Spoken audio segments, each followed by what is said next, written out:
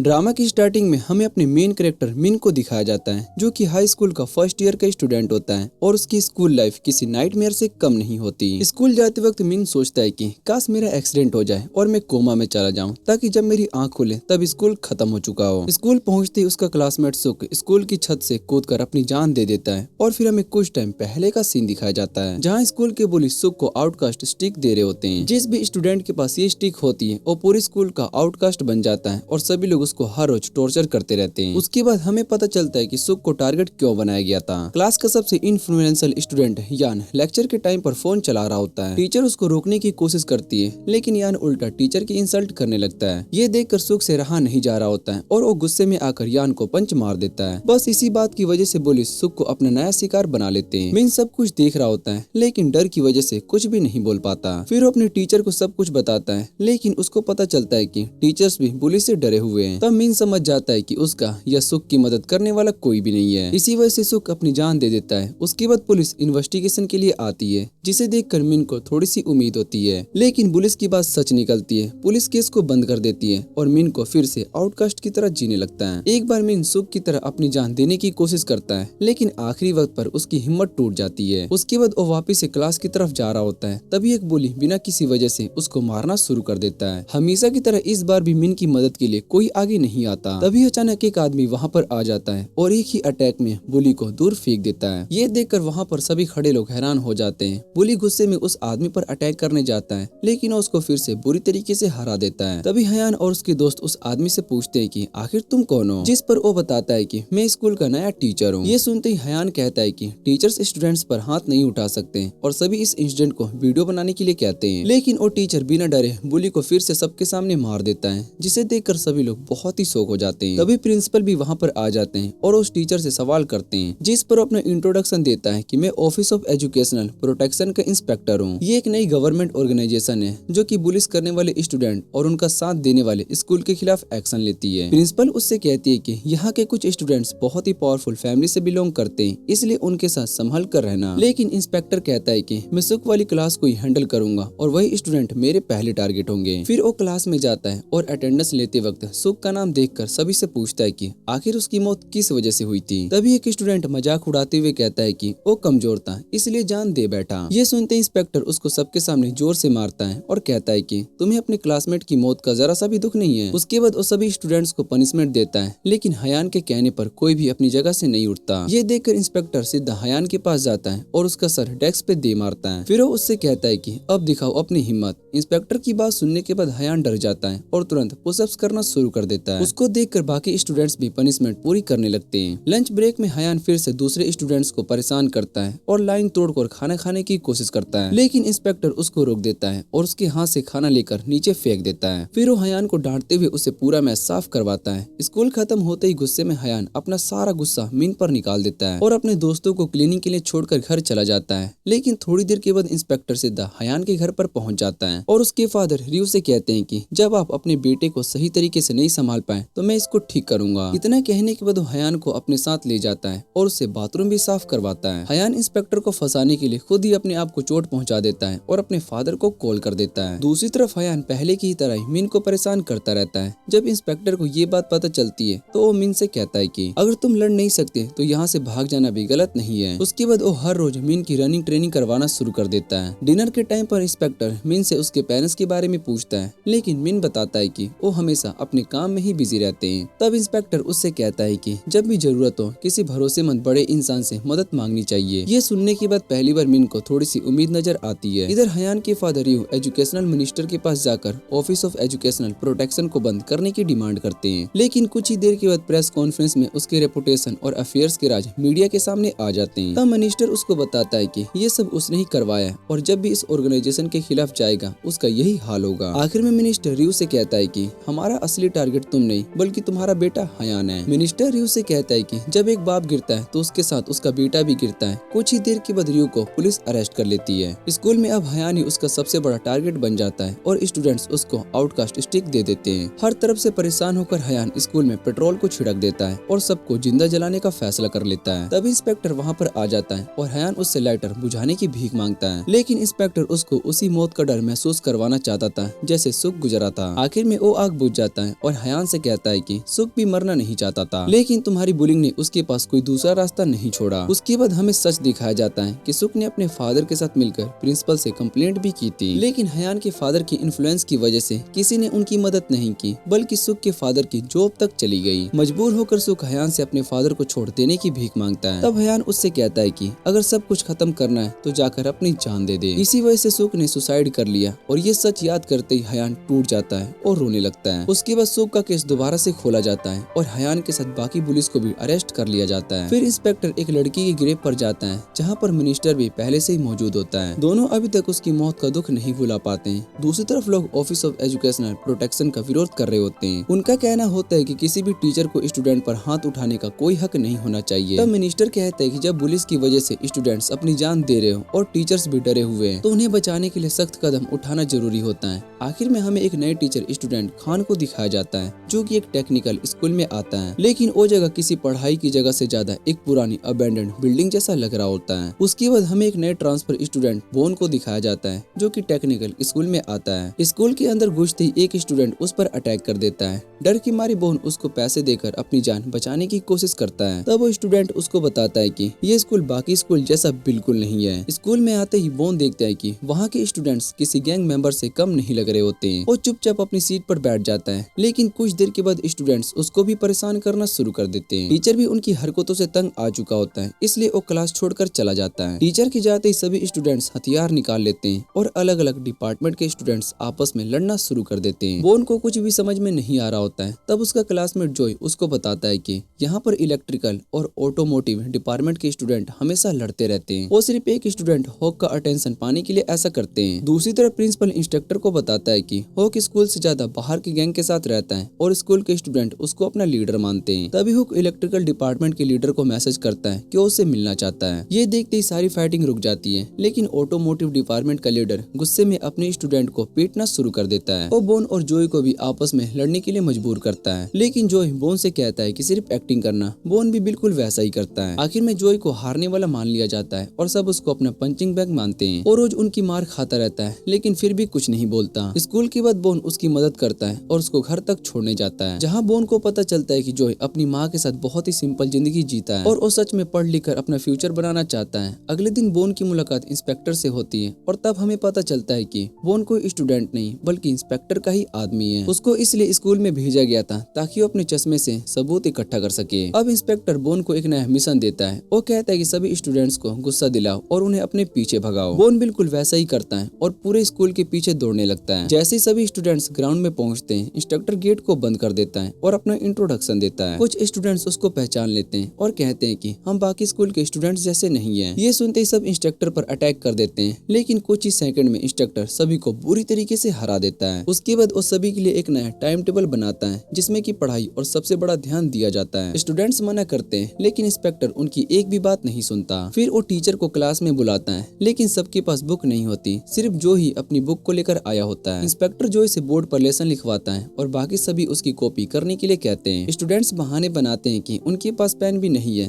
तब इंस्पेक्टर साफ कह देता है कि आज के बाद कोई भी बहाना नहीं चलेगा। सभी स्टूडेंट्स इधर उधर से पेन मांगकर जल्दी जल्दी लिखना शुरू कर देते हैं। कुछ ही देर के बाद इंस्पेक्टर बोर्ड को साफ कर देता है और जो स्टूडेंट्स लेसन पूरा नहीं कर पाते उन्हें पनिशमेंट मिलती है। ये देखकर ऑटोमोटिव डिपार्टमेंट का लीडर गुस्से में कहता है कि पढ़ाई का कोई फायदा नहीं है। तब इंस्पेक्टर उन्हें प्रैक्टिकल सिखाने के लिए वर्कशॉप में ले जाता है और अपनी ड्राइविंग स्किल दिखाकर सभी को हैरान कर देता है। ये देखकर पहली बार स्कूल के स्टूडेंट्स इंस्पेक्टर की रिस्पेक्ट करने लगते हैं, लेकिन इतना होने के बाद भी दोनों डिपार्टमेंट के लीडर्स सुधरते नहीं हैं। वो स्कूल से भागकर हक से कंप्लेंट करने का फैसला करते हैं। उन्हें हक से कनेक्ट करना नहीं आता था, इसलिए वो बोन को जबरदस्ती अपने साथ ले जाते हैं। आखिर में वो हक से मिल जाते हैं और इंस्ट्रक्टर के बारे में सब कुछ बता देते हैं। रात को जब इंस्ट्रक्टर उनसे पूछता है कि तुम लोग कहाँ गए थे, तब वो मुस्कुराते हुए कहते हैं कि अब तुम्हारा गेम खत्म हो चुका है, क्योंकि हक अब इस मामले में आ चुका है। कुछ ही देर के बाद हक अपनी बाइक पर वहाँ पर आ जाता है। उसको देखकर कोई भी यकीन नहीं कर सकता है कि वो एक स्टूडेंट है। आते ही हक इंस्पेक्टर पर अटैक कर देता है, लेकिन इंस्पेक्टर बताता है कि मैंने जानबूझकर तुमसे बाहर निकालने के लिए ये सब प्लान किया था। शुरू में ऐसा लगता है कि हक इंस्पेक्टर पे भारी पड़ रहा है और वो इंस्पेक्टर को जमीन पर भी गिरा देता है। ये देखकर स्टूडेंट्स बहुत ही खुश हो जाते हैं और हक के सपोर्ट में खड़े हो जाते हैं। अगले पल इंस्पेक्टर उठकर खड़ा हो जाता है और फिर सीरियस होकर हक की बुरी तरीके से पिटाई कर देता है। ये देखकर सभी स्टूडेंट्स की बोलती बंद हो जाती है। दूसरी तरफ कुछ पॉलिटिशियंस मिनिस्टर से कहते हैं कि एक एक्स सोल्जर एजुकेशन सिस्टम के लिए सही चॉइस चॉइस नहीं है। लेकिन मिनिस्टर कहता है कि आज के स्टूडेंट को संभालना हर किसी के बस की बात नहीं है, इन्हें कंट्रोल करने के लिए ऐसे ही इंसान की जरूरत है। इधर हक अपने गैंग को मदद के लिए बुला रहा होता है, लेकिन इंस्पेक्टर उन सभी को अकेले ही हरा देता है। आखिर में हक और उसके गैंग के सभी लोग इंस्पेक्टर से माफी मांगते हैं, लेकिन इंस्पेक्टर कहता है कि आखिर में हक और उसके गैंग के सभी लोग इंस्पेक्टर से माफी मांगते हैं, लेकिन इंस्पेक्टर कहता है कि माफी मुझसे नहीं किसी और से मांगो। इंस्पेक्टर उन सभी से कहता है कि मुझे नहीं बल्कि जॉय से माफी मांगो। शुरू में जॉय दिखाने की कोशिश करता है कि उसको कोई फर्क नहीं पड़ता,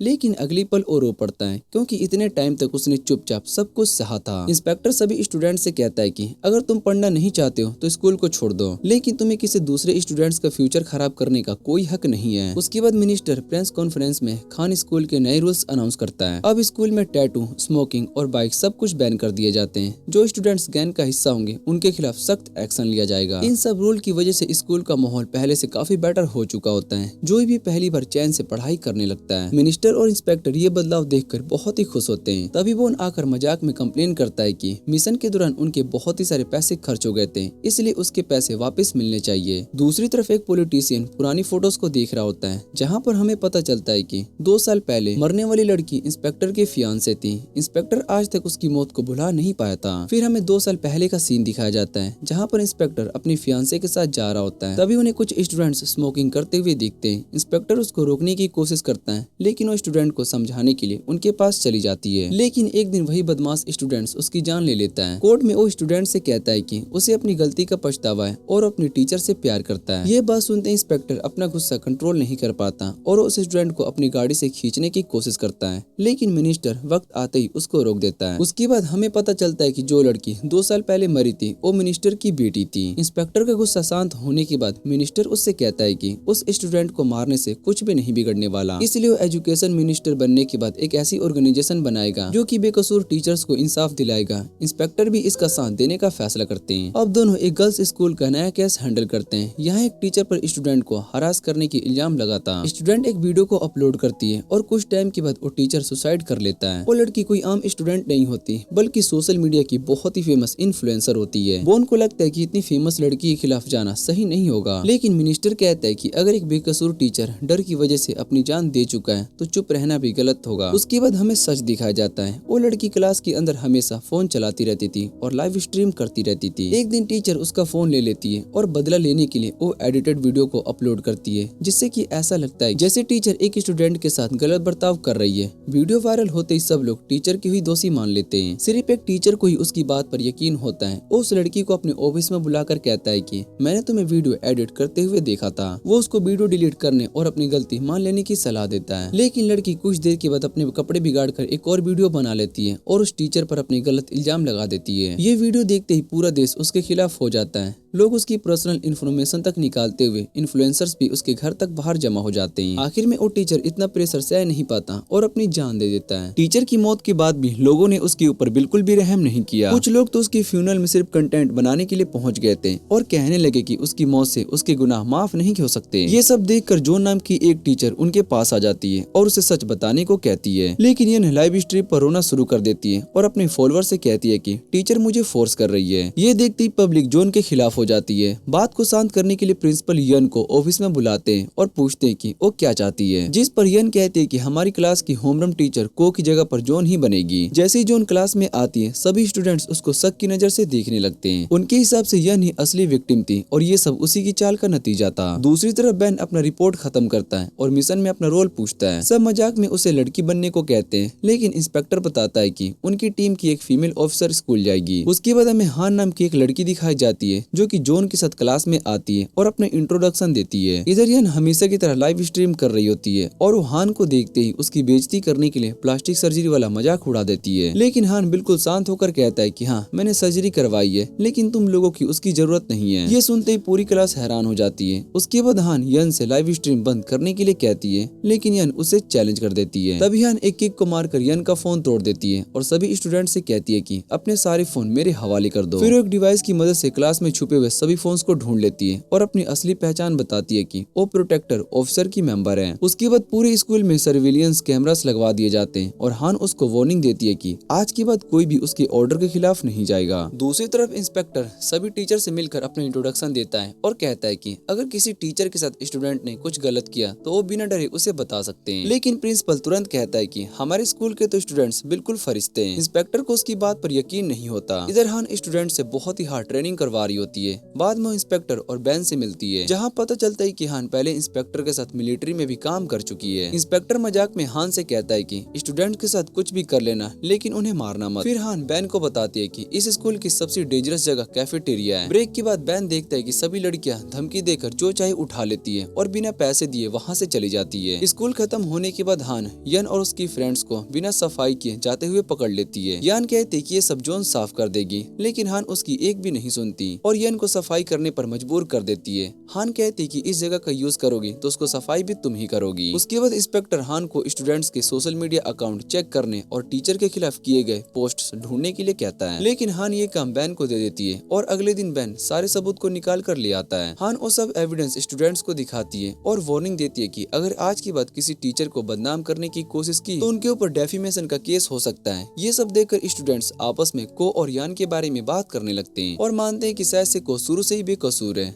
दूसरी तरफ जोन इंटरनेट पर अपने बारे में फैली हुई वीडियोस और फोटोज देखती है। स्टूडेंट्स ने उसकी पर्सनल इन्फॉर्मेशन तक लीक कर दी होती है, जिसकी वजह से उसकी जिंदगी पूरी बर्बाद हो चुकी होती है। और दूसरी एकेडमी में जॉब लेने के लिए जाती है, लेकिन वहाँ पर भी उसकी बदनामी पहले से ही पहुँच चुकी होती है। तब उसे समझ में आ जाता है कि यान ने उसकी पूरी लाइफ ही खराब कर दी। हैरानी की बात यह होती है कि उसके बाद यान अचानक से जोन के साथ अच्छा बिहेव करने लगती है और पूरी क्लास भी एकदम से शांत हो जाती है। लेकिन हाँ, जोन को वार्निंग देती है कि इनकी बातों में मत आना, ये लोग सिर्फ तुम्हारी इमोशन के साथ खेल रहे हैं। तब यान जोन के पास आती है और उसके साथ में लाइव स्ट्रीम करने का प्रपोजल देती है। यान जोन से कहती है कि अगर वो उसके साथ लाइव स्ट्रीम कर ले तो सबको लगेगा कि अब उनके बीच में सब कुछ ठीक हो गया। बदले में जोन को सिर्फ इंस्पेक्शन कमेटी के खिलाफ बोलना पड़ेगा। यान ये भी कहती है कि पूरी क्लास भी इंस्पेक्शन कमेटी को पसंद नहीं करती। तब जोन को समझ में आता है कि इन लोगों का असली मकसद क्या है। इसी बीच इंस्पेक्टर जोन से मिलता है और अपने फियांसे के बारे में बताता है। वो बताता है कि उसकी मौत भी एक स्टूडेंट्स की वजह से ही हुई थी और मिलिट्री से लौटने के बाद उसने अपने फियांसे को आखिरी बार देखा था। फिर इंस्पेक्टर एक और सच बताता है कि वो लोग इस स्कूल में को की वजह से नहीं आए थे, बल्कि कुछ स्टूडेंट्स ने चुपके से उन्हें हेल्प के लिए मैसेज भेजे थे। जब जोन वो मैसेज पढ़ती है तो काफी इमोशनल हो जाती है। अगले दिन जोन यान को साफ मना कर देती है कि वो किसी भी लाइव स्ट्रीम का हिस्सा नहीं बनेगी। सिर्फ इतना ही नहीं, वो पूरी क्लास के सामने यन से एक सवाल का जवाब मांगती है। जब यन जवाब देने से मना करती है तो जोन रूरल से उसके हाथ पर मार देती है। फिर जोन सभी स्टूडेंट से कहती है कि अब तक वो कमजोर थी, लेकिन आज के बाद उन्हें सही रास्ता दिखाने की पूरी कोशिश करेगी। ये बात यन की ईगो को बहुत ही बुरी तरीके से चोट पहुंचा देती है। गुस्से में यन जैसे एक और पोस्ट को अपलोड करने के लिए जा रही होती है, तभी उसका पूरा अकाउंट साफ होना शुरू हो जाता है और उसकी सारी पोस्ट डिलीट हो जाती है। उसके बाद इंटरनेट पर हरेसमेंट की पूरी अनएडिटेड वीडियो अपलोड हो जाती है, जिसमें यन की सारी सच्चाई सभी के सामने आ जाती है। अब को की बेकसूरी भी साबित हो जाती है और सभी लोग यन को बुरा भला कहने लगते हैं। उन्हें समझ में आ जाता है कि फेम के लिए उसने एक बेकसूर टीचर की जिंदगी बर्बाद कर दी थी। लेकिन इतना सब होने के बाद भी जोन को यन की फिक्र होती है और वो हान से उसका हाल पूछती है। तभी अचानक जोन के घर की डोरबेल बजती है और दरवाजे पर यन खड़ी होती है। अंदर आते ही यन कहती है कि को की मौत की जिम्मेदार तुम हो, तुम भी बाकी टीचर्स की तरह एक हाइपोक्रेट हो। फिर यन कहती है कि अगर दुनिया मुझे मारना चाहती है तो मैं मर जाऊंगी, लेकिन तुम्हें भी अपने साथ लेकर जाऊंगी। इतना कहकर जोन पर वो हमला कर देती है और इसी बीच यन खुद बालकनी से नीचे गिरने वाली होती है। जैसे यन बालकनी से नीचे गिरने वाली होती है, जोन बिना कुछ सोचे समझे उसे बचाने के लिए दौड़ पड़ती है, लेकिन यन को बचाते बचाते जोन खुद बालकनी से नीचे गिर जाती है। तभी आखिरी पल में एक आदमी सुपरमैन की तरह छलांग लगाता है और जोन को बचा लेता है। वो उसकी जगह पर खुद जोर से जमीन पर गिरता है। इधर यन ऊपर देखती है तो उसके सामने हान खड़ी होती है। हान यन की आंखों में देखकर कहती है कि तुम इतनी आसानी से नहीं बच सकती, तुम्हें जिंदा रहना होगा ताकि तुम्हें अपने हर गुनाह और उन सभी लोगों के दर्द को याद रखे जिनकी जिंदगी तुमने बर्बाद की। उसके बाद हान नीचे जाकर उस आदमी को देखती है जिसने जोन की जान बचाई थी। हैरानी की बात ये होती है कि इतनी ऊंचाई से गिरने के बाद भी वो बिल्कुल ठीक था, सिर्फ उसके सर पर हल्की सी चोट लगी थी और थोड़ा सा खून निकला था। ये देखकर जोन भी पूरी तरीके से हैरान हो जाती है। कुछ टाइम के बाद मिनिस्टर एक प्रेस कॉन्फ्रेंस करता है और प्रोटेक्शन ऑफिस की सक्सेस सभी के सामने बताता है, लेकिन तभी एक दूसरा पॉलिटिशियन भी प्रेस कॉन्फ्रेंस करके बड़ा सा खुलासा कर देता है। वो बताता है कि मिनिस्टर उस टीचर का पिता है जिसकी 2 साल पहले एक स्टूडेंट ने जान ले ली थी। साथ ही चोई उस टीचर का फियांसे था और दोनों की शादी भी होने वाली थी। उसके हिसाब से प्रोटेक्शन ऑफिस सिर्फ इंसाफ के लिए नहीं बल्कि बदला लेने के लिए भी बनाया गया था। ये खबर देखकर हान भी चोई से सच पूछती है और चोई बिना कुछ छुपाए हाँ कह देता है, लेकिन हान इस बात को साइड में रखकर अपने काम पर ध्यान देने लगता है। तभी उनके पास एक नया केस आ जाता है जहाँ एक स्टूडेंट ने अपने टीचर पर हमला कर दिया था। जब वो स्कूल पहुँचते हैं तो हान देखती है कि चोई उस टीचर को देखते ही खुशी से उसके पास चला जाता है। बैन बताता है कि ये टीचर सबका फेवरेट है और और अपने स्टूडेंट से बहुत ही प्यार करता है। इसी की वजह से स्कूल की रैंकिंग भी काफी ऊपर चली गई थी। ये सब सुनने के बाद हान और भी कंफ्यूज हो जाती है कि अगर टीचर इतना अच्छा है तो स्टूडेंट्स ने उस पर हमला क्यों किया। फिर हान उस स्टूडेंट हियान से पूछताछ करती है, लेकिन चुपचाप बैठ कर रहता है और कुछ भी नहीं बोलता। हान को लगता है कि ये लड़का एक बिगड़ा हुआ स्टूडेंट है, लेकिन बैन बताता है कि ऐसा बिल्कुल नहीं है, बल्कि हियान तो पूरे स्कूल का टॉप स्टूडेंट है। ये सुनते ही हान बहुत ही हैरान हो जाती है और हियान से कहती है कि इतना ब्राइट फ्यूचर होने के बाद भी टीचर चोएल पर हमला क्यों किया। दूसरी तरफ चाय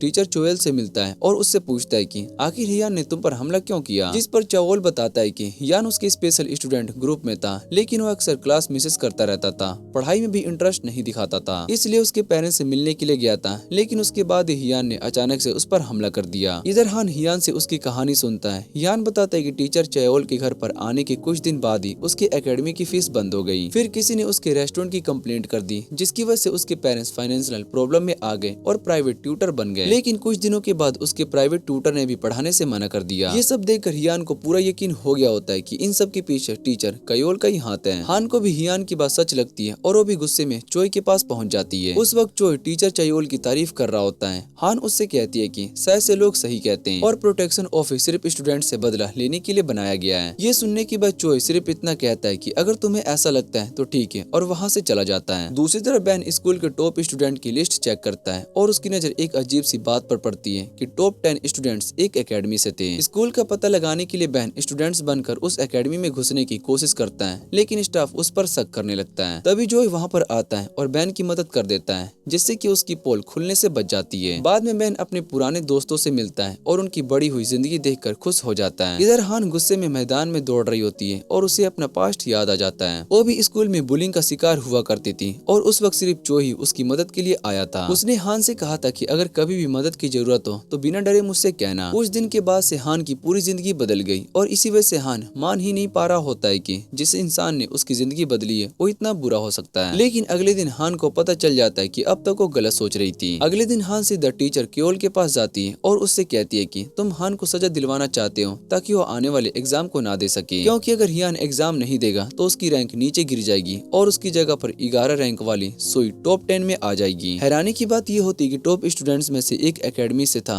जिसका कनेक्शन क्योल से था। हान उसे ये भी बताते कि यान नाम के एक स्टूडेंट को भी पहले स्कॉलरशिप मिलने वाली थी, लेकिन उसके फैमिली बिजनेसेस और पढ़ाई को बर्बाद कर दिया गया, जिससे कि उसकी जगह पर सुई को मौका मिल गया। लेकिन चयोल हान की एक भी बात को नहीं मानता और उसे सब कुछ बकवास कह देता है। उसके बाद कोयल सुई की माँ से मिलता है, जो कि बहुत ही अमीर और पावरफुल औरत होती है। वो चाहती है कि उसकी बेटी किसी भी तरीके से टॉप 10 में आ जाए। चयोल उससे वादा करती है कि अगर सब प्लान के हिसाब से हुआ तो सुई जरूर टॉप 10 में पहुंच जाएगी और बदले में वो औरत उसको पूरी मदद करेगी। इधर बैन हान को समझाता है कि उसने चोय को गलत समझा था। जब यून पकड़ी गई थी तभी चोय को पता चल गया था कि हियान किस वजह से टीचर से नफरत करता है और इसी वजह से वो इस स्कूल में आए थे। उसका असली मिशन हियान को टीचर चोल से बचाना था। ये सच जानने के बाद हान को अपनी गलती का एहसास होता है, लेकिन तभी अचानक से पुलिस पूरी टीम को गिरफ्तार कर लेती है। उन पर पुराने केसेस और टीचर चयोल के खिलाफ सबूत इकट्ठा करने का इल्जाम लगाया जाता है। यहाँ तक कि मिनिस्टर को भी अरेस्ट कर लिया जाता है। चोय तुरंत समझ जाता है कि ये सब चयोल और उसके सपोर्टर की प्लानिंग है ताकि एग्जाम खत्म होने तक कोई भी हियान की मदद ना कर सके।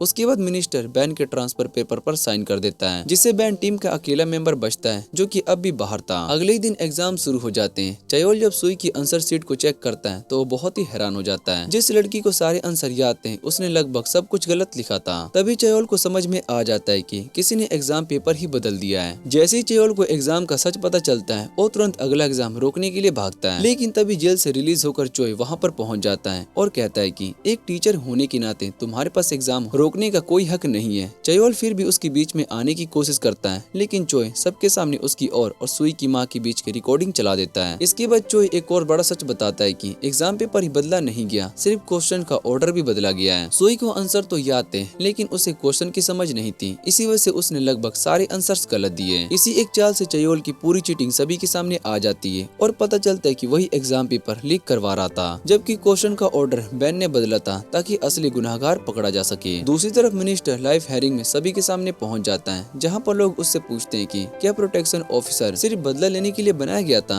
जिस पर मिनिस्टर कहता है कि अगर इसे एजुकेशन सिस्टम सुधारना है तो मुझे इससे कोई प्रॉब्लम नहीं है। उसके बाद वो चोयल और उन सभी पेरेंट्स की सच्चाई सभी के सामने लाता है जिन्होंने उसे पैसे देकर स्टूडेंट का फ्यूचर बर्बाद किया था। मिनिस्टर ये भी साफ कह देता है कि उनका ऑफिस सिर्फ स्टूडेंट ही नहीं बल्कि गलत टीचर की भी इन्वेस्टिगेशन करना है, क्योंकि एक टीचर का काम स्टूडेंट्स को सही रास्ता दिखाना होता है, न कि उनका फायदा उठाना। ये सब सच सामने आने के बाद पुलिस का सपोर्ट भी प्रोटेक्शन ऑफिस को मिल जाता है। इधर हियान भी उन सभी का शुक्रिया अदा करता है कि वो लोग हियान को अपने फ्यूचर पर ध्यान देने के लिए कहते हैं। आखिर में चोयल को गिरफ्तार कर लिया जाता है और चोई उसे यान के सामने आकर बताता है कि उसकी वजह से यान की जिंदगी भी बर्बाद हो गई थी। लेकिन इसी के साथ उनके सामने एक और नया केस आ जाता है और इस बार हमला एक एलिमेंट्री स्कूल से जुड़ा था। नए केस के पहले दिन एक टीचर सुसाइड करने की कोशिश करती है, लेकिन हान वक्त रहते उसे बचा लेती है। हान जानबूझकर ऐसा दिखाती है जैसा उसे कुछ भी ना पता हो, ताकि टीचर को शर्मिंदा ना होना पड़े। उसके बाद हान सभी टीचर का साइकोलॉजिस्ट टेस्ट करवाती है और उन टीचर से कहती है कि उसे कुछ दिन का ब्रेक लेना चाहिए। हान ये भी बताती है कि उसकी माँ ने प्रोटेक्शन ऑफिस से मदद मांगी थी। टीचर को टेंशन होती है कि उसकी क्लास का क्या होगा, लेकिन हान कहती है कि नया टीचर काफी स्ट्रॉन्ग है। फिर हमें दिखाया जाता है कि उस क्लास का नया टीचर चोई बना होता है। छोटे बच्चों को संभालना चोई के लिए बिल्कुल आसान नहीं होता। कोई उसे फ्रॉग बनने को बोल देता है तो कोई बाथरूम में चलने के लिए जिक्र कर रहा होता है। पूरे दिन बच्चों के पीछे भागते भागते चोई पूरी तरीके से थक जाता है। रात को घर पहुंचकर वो अपने फियांसे की फोटो देखते हुए कहता है कि क्या तुम्हारी जॉब भी इतनी मुश्किल थी। फिर हमें उस टीचर सोन का पास्ट दिखाया जाता है। शुरू में सोन अपने स्टूडेंट से बहुत ही प्यार से मिलती है और सभी को अपने इंट्रोडक्शन देने के लिए कहती है। तभी एक शर्मीला बच्चा उससे मिलता है और सोन उसकी मदद करती है, लेकिन उसके बाद उस बच्चे की माँ सोन को मैसेज करके कहती है कि उसे संभल कर बात करे, क्योंकि उसका बेटा बहुत ही इमोशनल है। धीरे धीरे उस औरत की कंप्लेंट्स भी बढ़ने लगती है और सोन की हर एक छोटी छोटी बात में दखल देने लगती है, यहाँ तक कि सोन के कपड़े और उसके सोशल मीडिया को भी कंट्रोल करने लगती है। परेशान होकर सोन प्रिंसिपल से कंप्लेंट करती है, लेकिन प्रिंसिपल उसे सिर्फ एक सोशल मीडिया डिलीट करने की बात खत्म करने को कहता है। लेकिन उसके बाद भी वो औरत नहीं रुकती। वो सोन का फोन नंबर ढूंढ लेती है और उसे बार बार कॉल और मैसेज करके परेशान करने लगती है। इधर सोन उस बच्चे को खुश रखने के लिए पूरी कोशिश करती है और उसके लिए एक स्पेशल रूम भी बनवाती है। लेकिन एक दिन खेलते वक्त एक दूसरा बच्चा गलती से उससे टकरा जाता है, जिसके बाद वो लड़का गुस्से में आकर उस बच्चे की आंख पर जोर से मुक्का मार देता है। इतना सब होने के बाद भी उस लड़के की माँ उससे माफी मांगने के लिए मना कर देती है। उसका कहना था कि मेरा बेटा ही असली विक्टिम है। दूसरे बच्चे के पेरेंट्स पहले बात को वहीं पर खत्म करना चाहते थे,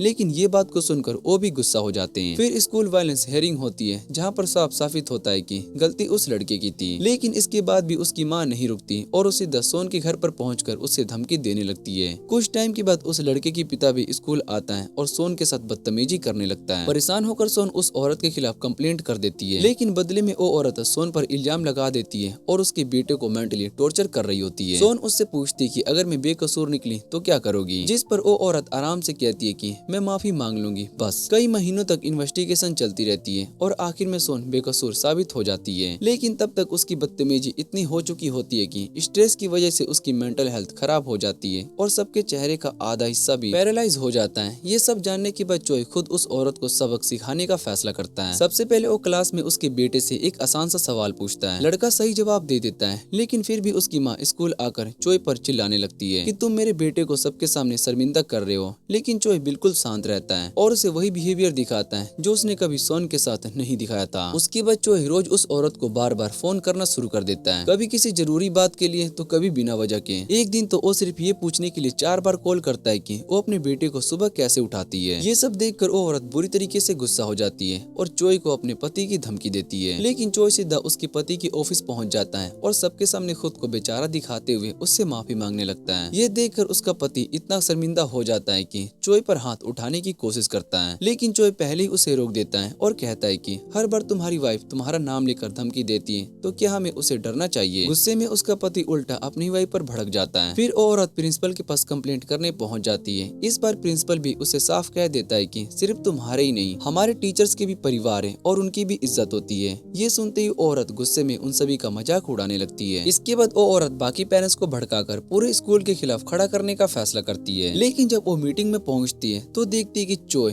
पहले से ही वहाँ पर मौजूद था। चोई ने सभी पेरेंट्स को पूरी सच्चाई बता दी होती है और साथ में उस औरत के खिलाफ कंप्लेंट भी फाइल कर दी थी। उसने बताया होता है कि अपने ही बेटे के साथ गलत बिहेवियर करती है और वो सबके सामने उसकी बेइज्जती भी करती है। ये सुनते ही वो औरत गुस्से में चोई से पूछती है कि अगर मैं बेकसूर निकली तो क्या करोगे, जिस पर चोई कहता है कि मैं माफी मांग लूंगा क्योंकि कानून भी तो यही कहता है। इसके बाद धीरे धीरे उस औरत की रेपुटेशन पूरी तरीके से खराब हो जाती है। सभी लोगों को पता चल जाता है कि इस औरत ने सन की जिंदगी नरक बना दी थी। गुस्से में वो सीधा सन को ढूंढने के लिए निकल पड़ती है और देखती है कि सन जल्दी जल्दी स्कूल की तरफ भाग रही है। लेकिन तभी चोई उसका रास्ता रोक लेता है और पहली बार अपने इंट्रोडक्शन देते हुए कहता है कि अब तुम अपने किए की सजा से बच नहीं पाओगी। वो औरत भी जवाब देती है कि सन भी मेरे बेटे के साथ जो किया उसे बच नहीं पाएगी। तब चोई उसे असली सच दिखाता है। असल में उसका बेटा सन से नफरत नहीं बल्कि उसकी हिफाजत करता था। उसने सन को फोन करके स्कूल बुलाया था। जैसे ही सन स्कूल पहुंचती है वो लड़का रोते हुए उससे माफी मांगता है और कहता है कि मेरी माँ की वजह से आपको इतनी तकलीफ हुई। ये देखकर उस औरत के होश उड़ जाते हैं। फिर चोई उससे कहता है कि अगर तुम चाहती हो कि तुम्हारा बेटा बड़ा होकर सिर्फ अपने बारे में सोचे और कभी अपनी गलती ना माने और कभी किसी से माफी ना मांगे तो उसकी परवरिश इसी तरीके से करते रहो। इसे चाहे पॉजिटिव पेरेंटिंग की नाम ही दे दो। चोई की ये बात उस औरत के अंदर तक को हिला देती है और पहली बार उसे अपनी गलती का एहसास होता है। लेकिन उसकी मुसीबत यहीं पर खत्म नहीं होती, क्योंकि कुछ टाइम के बाद वो कोर्ट में खड़ी होती है जहाँ पर उसके ऊपर सन को धमकी देने, उसका पीछा करने,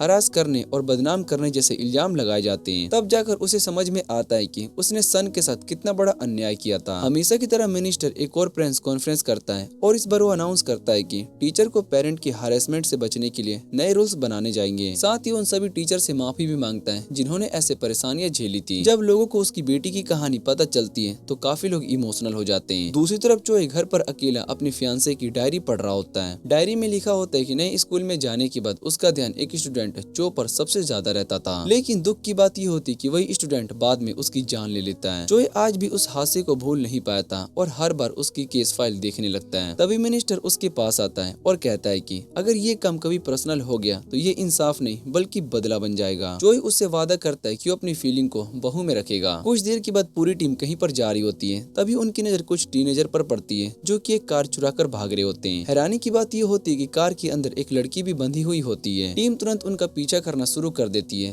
भागते वक्त वो लड़के बहुत ही डेंजरस ड्राइविंग करते हैं और रास्ते में काफी नुकसान भी कर देते हैं। लेकिन आखिर में हान उनकी कार को रोक देती है और सभी को पकड़ लिया जाता है। पकड़े जाने के बाद भी वो लड़के बिल्कुल नहीं डरते हैं और मुस्कुराते हुए कहते हैं कि हम सिर्फ अभी 14 साल के हैं। जब पुलिस और उनका टीचर वहाँ पर आता है तब टीम को पता चलता है कि इनके खिलाफ पहले से कई कंप्लेंट्स हो चुकी है। ये लड़के कानून की कमियों का फायदा उठाकर बच जाते हैं। तभी मिनिस्टर भी वहाँ पर पहुँच जाता है और कुछ ही देर के बाद वो लड़के फिर से उस कार की तोड़फोड़ करके वहाँ से भाग जाते हैं। ये देखकर मिनिस्टर कहता है कि अब सीधा इनके स्कूल चलते हैं। अगले दिन टीम स्कूल पहुँच जाती है और इन्वेस्टिगेशन शुरू हो जाती है। सबसे पहले चोई उन लड़कों को कल की हरकत के लिए अपोलॉजी लेटर लिखने को कहता है। दूसरी तरफ हान उनके क्लासमेट से पूछताछ करती रहती है। लेकिन तभी स्टूडेंट उन सभी को बहुत ही बुरी तरीके से डरे होते हैं। हान और बहन जब स्टूडेंट से पूछताछ करते हैं तो कोई भी कुछ बोलने को तैयार नहीं होता। फिर दोनों उस लड़की पर ध्यान देते हैं जिसे कार के अंदर किडनैप किया गया था। जब वो लड़की रिकॉर्ड को चेक करते हैं तो पता चलता है कि उसकी अटेंडेंस लगी हुई है लेकिन वो स्कूल में अभी तक नहीं मिल रही है। इसका मतलब साफ था कि किसी ने उसे स्कूल के अंदर ही छुपा कर रखा था। बहन स्टूडेंट्स के सोशल मीडिया अकाउंट को चेक करता है और एक फोटो में उन्हें एक लॉक्ड स्टोरेज रूम के पास रखा मिलता है। टीम तुरंत वहाँ पर पहुँचती है और देखती है कि वो लड़की सच में उनके अंदर बंद थी। उसे तुरंत क्लिनिक लेकर जाया जाता है जहाँ अपनी पूरी कहानी बताती है। वो बताती है कि सब कुछ तब शुरू हुआ था जब वो पतली होना चाहती थी। तब उन लड़कों में से एक ने उसे वेट लॉस पिल्स दे दी और खाने को कहा और बड़े बड़े आइडल्स भी यही यूज करते हैं। धीरे धीरे उन पिल्स की आदत में वो पड़ गई और जब उसके पैसे खत्म हो गए तो लड़के ने उसके लिए काम करने पर मजबूर कर दिया। फिर वो उससे दूसरे स्टूडेंट्स को भी ड्रग्स बेचवाने लगे। जब भी वो मना करती है तो ये लोग बुरी तरीके से मारते थे उसे और आखिर में उसे स्टोरेज रूम में बंद कर दिया गया। मजबूर होकर उसने पुलिस से कंप्लेंट भी कर दी थी। पुलिस ने उन लड़कों को पकड़ा जरूर था लेकिन अगले दिन उन्हें छोड़ दिया गया। बाहर आते ही वो फिर से उस लड़की को परेशान करने लगे और हंसते हुए कहते हैं कि हम सिर्फ 14 साल के, कानून हमारा कुछ भी नहीं बिगाड़ सकता। इसी वजह से उनका हौसला इतना बढ़ गया होता है कि बाद में जब चोई उनसे माफी मांगने को कहता है तो वो साफ मना कर देते हैं। तब हान बताती है कि ये सिर्फ शरारती बच्चे नहीं बल्कि ड्रग्स बेचने वाले क्रिमिनल्स हैं। लेकिन वो लड़की फिर भी हंसते रहते हैं और कहते हैं कि कानून हमें कुछ भी नहीं करेगा। ये सुनते ही चोई मुस्कुराता है। स्कूल खत्म होते ही उन सबको पकड़कर सीधा जेल लेकर जाया जाता है। लड़कों को यकीन नहीं होता है कि उन्हें सच में जेल के अंदर लेकर जाया जा रहा है, क्योंकि मिनिस्टर पहले जेल अथॉरिटी से बात कर चुका था। जेल के अंदर घुसते ही उनका एटीट्यूड पूरी तरीके से बदल जाता है और वो बाहर निकलने की भीख मांगने लगते हैं। तब हान उनसे कहती है कि अगर तुम मुझे हरा दोगे तो मैं तुम्हें छोड़ दूंगी। लड़कों को लगता है कि वो मिलकर हान को हरा देंगे, लेकिन कुछ ही सेकंड में हान अकेली सभी को बहुत तरीके से पिटाई कर देती है। उसके बाद जेल में बैन उन लड़कों को पढ़ाना शुरू करता है और जब भी वो बदतमीजी करता है हान तुरंत उसकी क्लास लगा लगा देती है। लेकिन इतना सब होने के बाद भी उनका एटीट्यूड कम नहीं होता। एक दिन कैफेटेरिया में चोई उनके पास आता है और कहता है कि अब अपना हम मिरर है वाला बनना क्यों नहीं यूज कर रहे हैं। फिर वो उन्हें लाइन के सबसे पीछे खड़ा कर देता है क्योंकि पहले बाकी प्रिजनर्स खाना खाते हैं। यहाँ तक कि अच्छा खाना भी उन्हें नहीं मिलता और धीरे धीरे जेल के कैदी उनका मजाक उड़ाने लगते हैं। बाद में उन्हें बर्तन धोने का काम दिया जाता है जिससे कि उनकी हालत और भी खराब हो जाती है। तभी एक कैदी प्लेट लेकर आता है और उसमें से एक लड़का गुस्से से उसे मुक्का मार देता है। जब चोई उसे सजा देने के लिए आता है तो हैरानी की बात ये होती है कि वो कैदी उल्टा उस लड़के का बचाव करने लगता है। बाद में चोई उन्हें बताता है कि ये वही आदमी है जो कि स्कूल में बुलिंग का शिकार हुआ करता था और एक दिन गुस्से में आकर उसने सभी पुलिस को मार दिया था। ये सुनते ही सभी लड़के बुरी तरीके से डर जाते हैं क्योंकि उन्होंने उसके बारे में न्यूज में ही पहले सुना था। एक दिन उसमें से एक लड़का उस कैदी को छुपकर एक स्पून रखते हुए देख लेता है। उसे लगता है कि वो स्पून से उसका मर्डर करने वाला है। जब जेल स्टाफ को स्पून मिसिंग होने का पता चलता है तो वो कैदी खुद मान लेता है कि स्पून उसके पास है। लेकिन चेकिंग के बाद भी स्पून नहीं मिलता और अचानक स्पून सामने आ जाता है। ये देखकर वो लड़का इतना डर जाता है कि रोते हुए भागने लगता है। दूसरी तरफ जेल के बाहर उन लड़कों के पेरेंट्स प्रोटेक्शन ऑफिस के खिलाफ प्रोटेस्ट करना शुरू कर देते हैं। मिनिस्टर उनसे कहता है कि तुम्हें लगता है कि तुम्हारे बच्चों के साथ बहुत ही बुरा हो रहा है क्योंकि तुम्हारे लिए वो तो फरिश्ते हैं। फिर वो सभी पेरेंट्स को अगले दिन स्कूल जाने के लिए कहता है। जब पेरेंट्स स्कूल जाते हैं तो वो मिनिस्टर पर इल्जाम लगाने लगते हैं कि हमारे बच्चे अभी बहुत ही छोटे हैं। जिस पर मिनिस्टर पूछता है कि किस चीज के लिए छोटे हैं। तभी चोई उन पिल्स को सबके सामने दिखाता है जो कि वो लड़के बेच रहे थे। पेरेंट्स तुरंत कहते हैं कि ये तो सिर्फ एक डाइट पिल्स है और ये सुनते ही चोई उनमें से एक पेरेंट को वही पिल खाने के लिए दे देता है। लेकिन वो तुरंत उसे थूक देता है। फिर मिनिस्टर असली ड्रग का पैकेट दिखाता है जो कि देखने में बिल्कुल वैसा ही होता है। वो बताता है कि तुम्हारे बच्चे इलीगल ड्रग्स बेच रहे थे और उन्हें अच्छी तरीके से पता था कि इससे कितनी ज्यादा जिंदगियां बर्बाद हो सकती है। आखिर में मिनिस्टर उन सभी से सवाल पूछता है कि अगर तुम्हारे बच्चे माइनर होने की वजह से प्रोटेक्शन डिजर्व करते हैं तो जिन बच्चों की जिंदगी उन्होंने खराब की है वो तो माइनर ही थे। मिनिस्टर की बात सुनने के बाद सभी पेरेंट्स माफी मांगने लगते हैं। लेकिन टीम उनसे कहती है कि हमसे नहीं बल्कि उस लड़के से माफी मांगो जिसकी जिंदगी तुम्हारे बच्चों ने बर्बाद कर दी है। तब वो लड़की वहाँ पर आ जाती है लेकिन वो साफ मना कर देती है और कहती है कि मैं इन्हें कभी माफ नहीं करूंगी। ये सुनते ही उन लड़कों का लीडर गुस्से में उस पर हमला करने के लिए दौड़ पड़ता है और चिल्लाकर कहता है कि मैं तो माइनर हूँ, मेरा कोई कुछ भी नहीं बिगाड़ सकता। लेकिन हान एक पल में ही उसे जमीन पर गिरा देता है। ये देखकर मिनिस्टर ऑर्डर देता है कि इन सबको दोबारा से जेल भेज दिया जाए क्योंकि इनमें अभी तक कोई बदलाव नहीं आया। पेरेंट्स रोते रहते हैं और लड़कों को वापस से जेल भेज दिया जाता है। जेल पहुंचते ही सबसे पहले उनकी नजर उस बुली किलर पर पड़ती है। उसे देखते ही सभी लड़के बुरी तरीके से डर जाते हैं, खासकर उनका लीडर, क्योंकि अब उन्हें समझ में आ चुका होता है कि जिस लड़की की जिंदगी उसने नरक बना देती उसे कितना दर्द सहना होगा। लेकिन हैरानी की बात यह होती कि बुली किलर अब बदल चुका था। वो चोई की मदद करता है और कभी भी उन लड़कों को नुकसान नहीं पहुंचाता। वो सिर्फ उन्हें डराकर उनकी गलती का एहसास दिलाता है। चोई उसका शुक्रिया अदा करता है जिस पर वो कहता है कि असली शुक्रिया तुम्हारा होना चाहिए क्योंकि तुम्हारी वजह से शायद से अब मेरे जैसे और लोग नहीं बनेंगे। कुछ दिन बाद जेल में एक कैदी उन लड़कों में से एक के पास आता है और पूछता है कि ड्रग सप्लाई करने वाले गैंग का लीडर कौन है। लड़का कहता है कि वो उसे जानता है लेकिन उसने अभी तक किसी को नहीं बताया। ये सुनते ही वो कैदी मुस्कुराता है और कहता है कि हमारे बॉस को ये बिल्कुल भी पसंद नहीं है कि उसके बारे में ज्यादा जाने कोई। इतना कहकर वो अचानक से चाकू निकालकर उस लड़के पर हमला कर देता है। चोई तुरंत उसे बचाने के लिए दौड़ पड़ता है लेकिन उससे पहले एक दूसरा कैदी बीच में आ जाता है और चाकू उसके हाथ में लग जाती है। हैरानी की बात यही होती है कि वही चोई था जिसने 2 साल पहले चोई के फियांसे की जान बचाई थी। उसे दोबारा देखकर चोई पूरी तरीके से हिल जाता है लेकिन फिर भी चो वहाँ पर रुककर उसका इलाज होने तक का इंतजार करता है। बाद में वो चोई के सामने घुटनों पर बैठकर माफी मांगता है और कहता है कि ग्योनी इकलौती इंसान थी जिसने की उसके साथ कभी अच्छा बिहेव किया था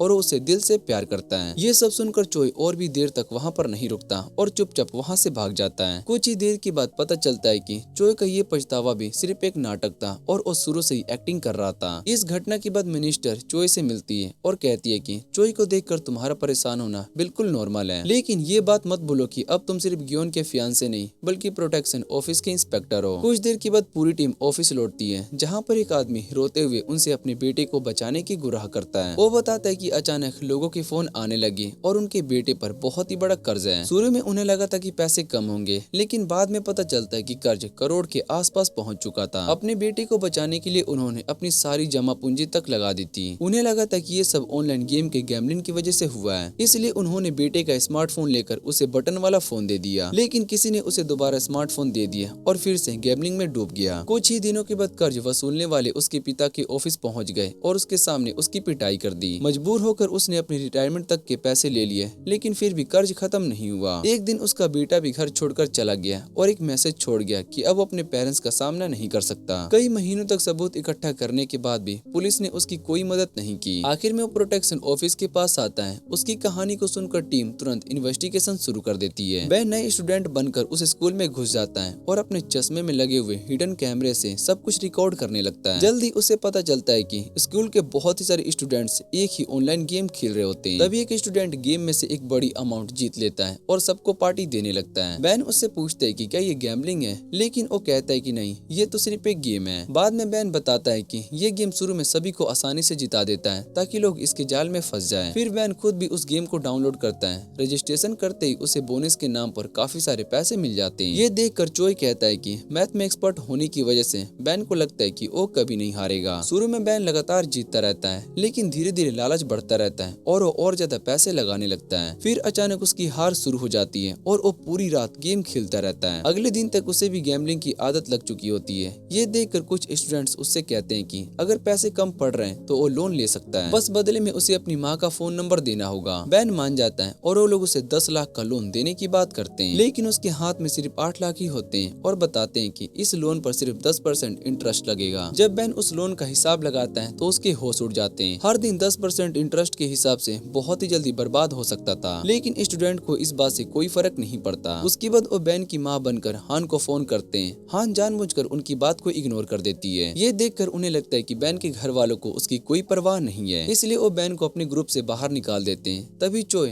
हान को बैन पर नजर रखने के लिए कहता है। हान उसका पीछा कर रही होती है, लेकिन बीच में खाने चली जाती है। बस उसी मौके का फायदा उठाकर एक ब्लैक कार आती है और बैन को किडनैप कर लेती है। कार के अंदर पहले से ही कई टीनेजर्स मौजूद होते हैं और सबके फोन छीन लिए जाते हैं, लेकिन बैन चालाकी से अपना फोन खिड़की से बाहर गिरा देता है ताकि टीम उसे ट्रैक कर सके। बाद में उसे पता चलता है कि ये गैंग बच्चों से चोरी जैसे क्राइम करवाता है और बैन को भी इसमें शामिल करना चाहता है, लेकिन बैन साफ मना कर देता है और दूसरे बच्चों को भी चोरी करने से रोकता है। इसी वजह से उसे सजा देने के लिए गैंग के हाइडआउट में लेकर जाया जाता है। दूसरी तरफ पूरी टीम बैन को ढूंढने में लग जाती है। हान खुद को इसका जिम्मेदार मानने लगता है, लेकिन चोय उससे कहता है कि हम बैन को जरूर ढूंढ निकालेंगे। हाइडआउट में बैन को मैसेज भेजने वाली टीम में डाल दिया जाता है। उसका काम था लोगों को फेक मैसेज भेजकर गैम्बलिंग गेम में फंसाना। बैन कंप्यूटर की मदद से अपनी टीम को कांटेक्ट करना चाहता था, लेकिन एक लड़का उसे बताता है कि यहाँ पर हर चीज पर नजर रखी जा रही है। फिर भी बैन पकड़ा जाता है और गेम वाली उसकी बुरी तरीके से पिटाई कर देते हैं। बाद में जब वो सोते वक्त बैट गीला कर देता है तो वो लोग उसे दोबारा से मारने लग जाते हैं। तभी बैन कहता है कि उनका खराब सर्वर ठीक कर सकता है। ये सुनते ही गैंग वाले उसे मौका देते हैं। थोड़ी देर के बाद उसे सीधा गैंग के लीडर के सामने लेकर जाया जाता है। लीडर उसकी गर्दन पर चाकू रखकर कहता है कि अगर सर्वर ठीक नहीं हुआ तो तुम्हारी एक आंख निकाल लूंगा। मजबूरन बैन काम को शुरू कर देता है। जब वो सर्वर को ठीक कर देता है तो गैंग वाले उसके साथ अच्छा बिहेव करने लगते हैं। दूसरी तरफ टीम को बैन का कोई भी सुराग नहीं मिल रहा होता है, क्योंकि किडनैप वाली कार भी चोरी की थी और बिना कोई निशान छोड़े गायब हो गए थे। बैन का कोई पता न चलने पर टीम उस लड़के को लेकर आती है जो पहले बच्चों को इस गैम्बलिंग गेम में फंसाया करता था और उसे गेम का लोगो दिखाते हैं। तभी उन्हें पता चलता है कि बैन ने बहुत ही चालाकी से उन लोगों के अंदर ही अपनी लोकेशन का सीक्रेट मैसेज छुपा दिया है। टीम तुरंत उस जगह पर पहुंचती है, लेकिन वहां पर कोई नहीं होता। तभी चोई समझ जाता है कि बैन ने ये लोकेशन उस बिल्डिंग को देखकर भेजी होगी जहां उसे बंद करके रखा गया था। इसलिए वो सामने वाली बिल्डिंग में जाते हैं और उनका अंदाजा बिल्कुल सही निकलता है। हान गुस्से में सीधा गैंग के हाइडआउट के अंदर घुस जाती है और बैन के बारे में पूछने लगती है। वो उसका डिस्क्रिप्शन देते हुए कहती है कि वो थोड़ा सा बेवकूफ लगता है, छोटी छोटी आंखें, लेकिन काफी हैंडसम है। और ये सुनकर चोई मजाक में पूछता है कि ये हैंडसम लड़का आखिर है कौन, लेकिन हान उसकी बात को इग्नोर करके सबसे पूछताछ करना शुरू कर देता है। कुछ ही देर के बाद वहाँ पर सभी किडनैप्ड बच्चे मिल जाते हैं और उनके हाथ में बैन बिल्कुल ठीक होता है। हान तुरंत उसके पास दौड़कर पहुंच जाता है, जबकि चोई कहता है कि तुम लोग यहाँ पर संभालो, मैं गैंग के बॉस को पकड़ने के लिए जा रहा हूँ, क्योंकि बैन पहले ही उसकी लोकेशन बता चुका था। चोई वहाँ पर पहुँचता है, लेकिन बॉस पहले ही भाग चुका होता है। गैंग के बाकी मेंबर से पूछताछ करने के बाद वो उसका पीछा करता है और आखिर उसे पकड़ लेते हैं। पकड़ते ही उसका हाथ तोड़ देते हैं। बॉस घुटनों पर बैठकर माफी मांगने लगता है। तब चोई उसे रॉक पेपर सीजर खेलने के लिए कह देता है। टूटे हुए हाथ की वजह से वो एक भी राउंड नहीं जीत पाता।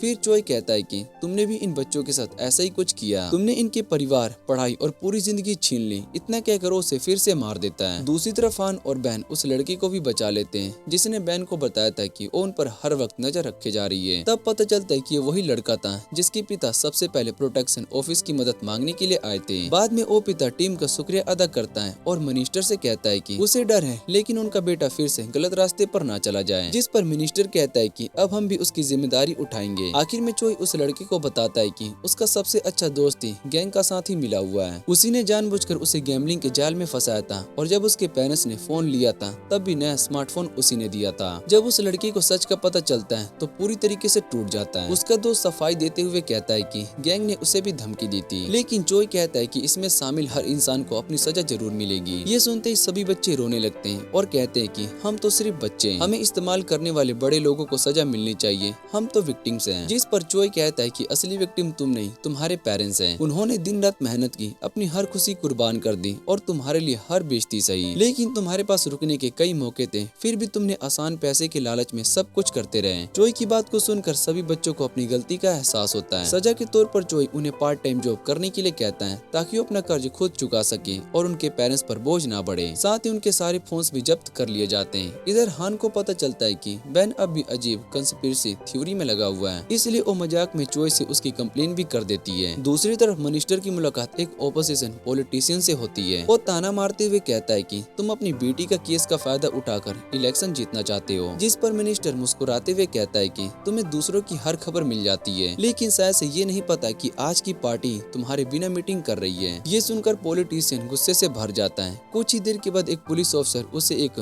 पेन ड्राइव देता है जिसमें प्रोटेक्शन ऑफिस के खिलाफ कुछ सबूत होते हैं। उसके बाद वो सीधा जेल में चोई से मिलने के लिए जाता है। इससे साफ था कि वो प्रोटेक्शन ऑफिस को किसी भी हाल में बर्बाद करना चाहता था। दूसरी तरफ टीम स्कूलों में एक स्पेशल चेकिंग शुरू कर देती है। ऑफिशियली वो कहते हैं कि ये हेल्थ चेकअप है, लेकिन असल में स्टूडेंट्स के पास इलीगल ड्रग्स ढूंढ रहे होते हैं। इस बार वो सोनम स्कूल पहुंच जाते हैं जो कि टॉप रैंकर के लिए मशहूर था। वहाँ उन्हें एक केस दिखाई देती है जहाँ सिर्फ कुछ स्टूडेंट्स बैठे होते हैं। बैन बताता है कि ये सब स्कूल के टॉप स्टूडेंट और फ्यूचर में डॉक्टर बनना चाहते हैं। तभी उनकी नजर एक लड़के पर पड़ती है जिसकी तबीयत बहुत ही खराब लग रही होती है। जब वो उसके पास जाते हैं तो देखते हैं कि उसके मुंह से खून निकल रहा है। वो तुरंत उसे इन्फर्नी ले जाते हैं, लेकिन सबसे हैरानी की बात ये होती है कि बाकी स्टूडेंट्स को इससे कोई फर्क नहीं पड़ता। सबका ध्यान सिर्फ एग्जाम पर ही लगा होता है। थोड़ी देर के बाद लड़के की माँ भी आ जाती है और उसे एग्जाम जारी रखने के लिए कहती है। जब वो कहता है कि उसकी तबीयत बहुत ही खराब है तो उसकी माँ कहती है कि बाकी सब भी थके हुए हैं। इतना कहकर उसे कुछ अननोन पिल्स देती है। लड़का मजबूरी में वो पिल्स को खा लेता है और दर्द सहकर फिर से एग्जाम देने लगता है। कुछ देर के बाद सभी स्टूडेंट्स को स्क्रीनिंग टेस्ट के लिए बुलाया जाता है। ये बात सुनते ही उनकी मदर्स स्कूल पहुंच जाती है और टेस्ट रुकवाने को रोकती है। वो कहती है कि उनके बच्चे प्राइवेट क्लास है और उनका टाइम वेस्ट नहीं होना चाहिए। जब वो चोई को धमकी देती है तो चोई शांति से कहता है कि प्रोटेक्शन ऑफिस को ये टेस्ट करने का पूरा अधिकार है और अगर पढ़ाई की इतनी ही चिंता है तो बच्चे कल सुबह स्कूल से पहले एग्जाम दे सकते हैं। मदर्स कहती है कि उनके बच्चे कभी भी ड्रग्स नहीं ले सकते, जिस पर चोई कहता है कि हम ये सब सिर्फ सेफ्टी के लिए कर रहे हैं, हम नहीं चाहते कि अचानक किसी बच्चे की जान चली जाए। ये बात को सुनकर सभी मदर्स चुप हो जाती है। दूसरी तरफ जेल में पॉलिटिशियन चो से मिलता है और उसकी चोटों के बारे में सवाल करता है। कुछ ही देर के बाद मीडिया इस खबर को बहुत ही बड़ा इशू बना देती है। वो प्रोटेक्शन ऑफिस को ही दोषी ठहराने लगती है और कहती है कि माइनर्स को जेल भेजने की वजह से ये सब हुआ है। हान और बैन पूरी कोशिश करते हैं कि सिचुएशन को संभाल सकें,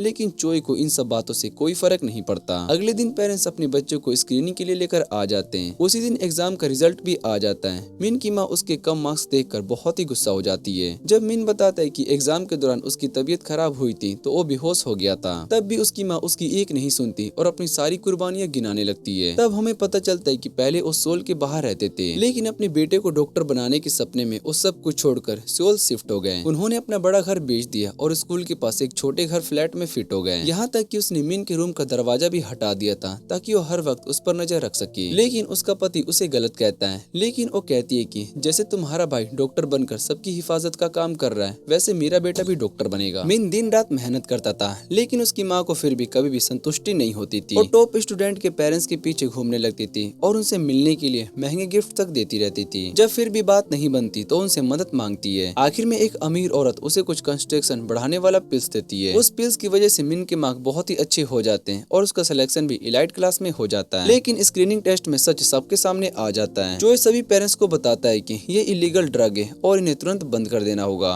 तभी डॉक्टर बताता है कि सबसे ज्यादा खतरनाक रिपोर्ट मिन की है, क्योंकि उसकी माँ इंटरनेट पर और भी ज्यादा पावरफुल मेडिसिन ढूंढते ढूंढते सीधा एक ड्रग डीलर तक पहुंच गई थी। अपने बेटे को डॉक्टर बनाने के चक्कर में उसकी माँ को पता नहीं चला कि वो खुद उसे ड्रग की हालत लग चुकी है। उसके लिए बस एक ही चीज जरूरी होती है, मिन के मार्क्स बढ़ते रहे। धीरे धीरे मिन उन ड्रग्स का पूरी तरीके से एडिक्ट हो जाता है और रोज उन्हें मांगने लगता है। जब उसकी माँ उसे फिर से ड्रग्स देने वाली होती है तभी चोई और उसकी टीम वहाँ पर पहुँच जाती है और डर के मारे दरवाजा नहीं खोल बोलती, इसलिए हान बालकनी के रास्ते घर के अंदर घुस जाती है। टीम मिन को और ड्रग्स लेने से रोक देती है और तुरंत हॉस्पिटल ले जाती है। उसके बाद चोई उसकी माँ से बात करता है और उससे पूछा जाता है कि वो शुरू से ही जानती थी कि ड्रग्स उसके बेटे की हेल्थ के लिए खराब है, लेकिन मार्क्स बढ़ाने की वजह से उसने सब कुछ नजरअंदाज कर दिया। जब वो मिन से मिलने की जिद करती है और कहती है कि उसे डॉक्टर बनने के लिए फिर से पढ़ना होगा, तब चोई कहता है कि अगर मेडिकल कॉलेज का इतना ही शौक है तो पहले तुम खुद डॉक्टर बनकर दिखाओ। फिर वो उसके सामने वही बुक्स और टाइम टेबल रख देता है जो उसने मिन पर थोपे थे। चोई कहता है कि जब तुम मेडिकल कॉलेज जितने मार्क्स लेकर आओगी तभी तुम अपने बेटे से मिल पाओगी। शुरू में उसे लगा कि चोई मजाक कर रहा है, लेकिन चोई सच में उसे वही जिंदगी जीने पर मजबूर कर देता है जो उसने अपने बेटे को दी थी। उसे बहुत ही कम खाना दिया जाता है, सोने के लिए भी सिर्फ कुछ ही घंटे मिलते हैं। जब भी वो सोने की कोशिश करती है चोई उसे जगा देता है, यहाँ तक कि उसका मैट्रेस भी हटा दिया जाता है। जब इसका रीजन पूछती है तो चोई कहता है कि तुमने भी तो अपने बेटे के रूम का दरवाजा हटा दिया ताकि हर वक्त उस पर नजर रख सको। दूसरी तरफ हॉस्पिटल में मिन को ड्रग्स छोड़ने की वजह से बहुत ही तकलीफ होती है, लेकिन धीरे धीरे उसे समझ में आ जाता है कि असल में उसकी माँ के प्रेशर ने उसे जीने से नफरत करवा दी और ये ड्रग्स उसे दर्द को और देर तक भुला देते थे।